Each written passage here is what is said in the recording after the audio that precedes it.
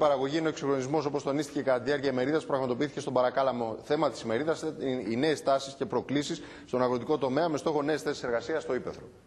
Νέες τάσεις και προκλήσεις στον αγροτικό τομέα με στόχο νέες θέσεις εργασίας στην ύπαιθρο ήταν το θέμα της εκδήλωσης που πραγματοποιήθηκε την Κυριακή στην αίθουσα του Κέντρου Δημιουργικής Απασχόλησης του Δημοτικού Διαμερίσματος Παρακαλάμου του Δήμου Πογονίου. Η εκδήλωση οργανώθηκε από την τοπική πλατφόρμα για την απασχόληση και την επιχειρηματικότητα νέων επιστημόνων στην καινοτομία, την έρευνα και την τεχνολογική ανάπτυξη που υλοποιείται από την Αναπτυξιακή Σύμπραξη, Δίκτυο Προώθησης της Ανταγωνιστικότητας και Καινοτομικής Προγραμμάτων για την Απασχόληση.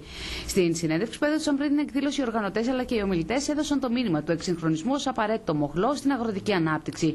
Την εκδήλωση άνοιξε με χαιρετισμό ο κ. Χρήστος Γκόγκος, αντιδήμαρχος του Δήμου Πογονίου, και το πρόγραμμα ξεκίνησε με την ομιλία της διδάκτορα Κατερίνης Τζάλα, γεωπόνος με εξειδίκευση στη μελισσοκομεία, η οποία παρουσίασε το θέμα η μελισσοκομεία και οι προοπτικές της στον ελλαδικό χώρο.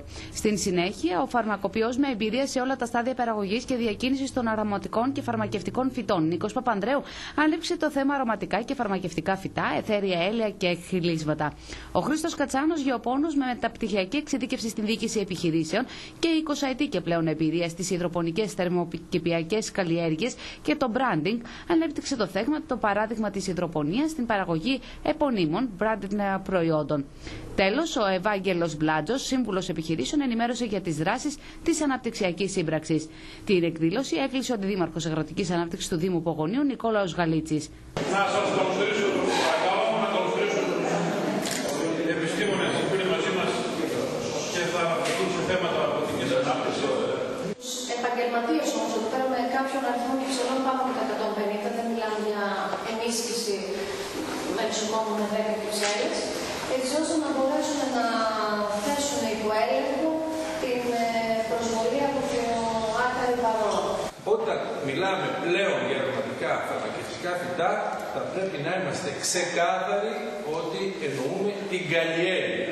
Η συγκομιδή δεν εφίσταται.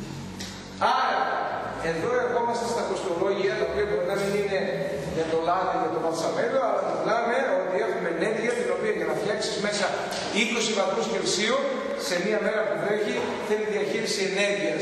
Εκ μέρους της Αναπτυξιακής Σύμπραξης ΜΕΕ, της Αναπτυξιακής αυτής ομάδας η οποία διοργάνωσε το σεμινάριο.